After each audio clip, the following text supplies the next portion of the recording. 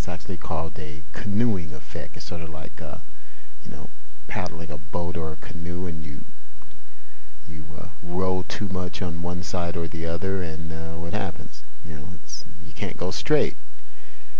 So learning how to light the cigar is something that takes a little bit of practice, and believe me, if some of you cigar aficionados had seen me torture some poor cigars like it was the Inquisition when I first got into the hobby. Oh man, boy, did I burn the ends of some cigars. No one told me don't stick the fire onto the end of the cigar. Look, you're gonna light it. Generally, when you set things on fire, hey man, you give it some flame.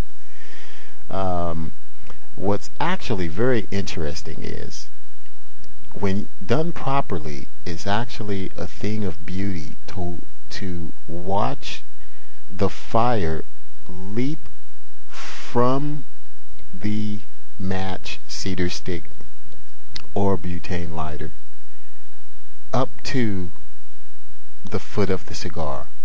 The flame will actually leap to the foot of the cigar. You do not have to jam the end of your cigar into the flame. It's going to burn your cigar. It's going to, it sears it. It takes a little bit of time and a little bit of practice, and you may go through a couple of cigars before you get it right. God knows I did. But it takes practice, and that's why we call it the art of cigars and a gentleman's hobby, because there are some fun things to it. It's not smoking a cigarette. Oh God, boy, what else? There's just so much fun stuff. And the other thing I was just going to say about lighting, because it does take time, and I'm probably spending more time on this than but we're just getting the show underway. We've got this segment each week, so it's okay. It's like drinking port or sipping brandy or a nice aperitif. It's to be enjoyed, slowly enjoyed. And so learning how to enjoy cigars, from smoking, lighting, just all of the nuances, it's just part of the hobby. And there are times when the rat race of life get to us, and we have to do everything now. But take your time with the lighting practice. It does take some practice. And is it okay to relight? The general consensus is, after a few hours, it's fine to relight your cigar. Once you go beyond that, depending on if you're smoking outside or where you are and what you're doing, you're affecting the cigar. Remember, cigars are actually agricultural products. That cigar is actually a plant. It's live. That's why you have to store it at the temperatures, 70% humidity, 70 degrees. That's the average. Of course, that's going to fluctuate.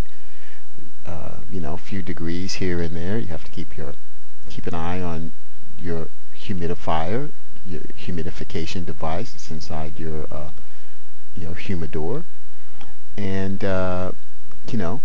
but sitting out, affects it. If you just leave a cigar just lying out, depending on what temperature you keep your home or room or office, or you inside, outside, or warehouse, whatever, all of those things are going to affect the quality of your cigar. Plus, after you've lit the cigar, you've been drawing on it, you've been drawing heat through the core of the cigar. Also, there's going to be ash and carbon, build up on the end of the cigar. So relighting a cigar after a few hours, general consensus, it's still pretty fresh. Clean it and go for it. But a day later, I don't know. It's a free country, right? If it still tastes good to you and you want to get your money's worth out of it, then absolutely. This is Cigar Chat Radio. I'm your host, LT, and we're going to see what the sponsors have to say about lighting their fire. We'll be back in 2 and 2. Make that 1 and 1. Hi, this is LT. Hear that great music in the background? Well, it's the work of Kenya, Kenia. With several groundbreaking CDs to her credit already, she's back after a long hiatus to bring us more great Brazilian jazz, samba, and bossa nova sounds. Her latest album, Kenya Celebrates Dorival Caymmi, is available online, so be sure and check out the music reviews right here in the Mojito Music Lounge. It's just a place for you to relax and unwind while you enjoy a great cigar. I'm LT, and you're listening to cigarchatradio.com.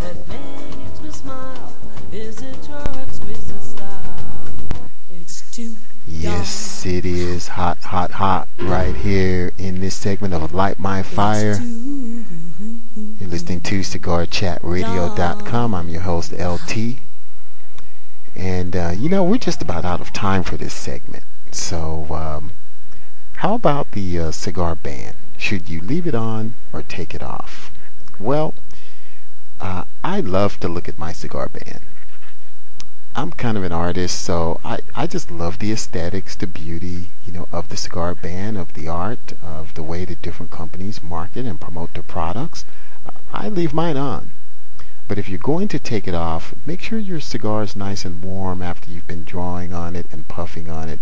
It's going to warm up the little gum that they use to attach the cigar band, and it'll loosen it up, and then it'll slip off. If you try to yank it off, you're probably going to damage your wrapper leaf on the cigar. I'm LT. That's it for this segment of Light My Fire. Hey, stay tuned. We've got lots more cigarchatradio.com ahead, and we'll see you back here in 2 and 2. No, make that 1 and 1.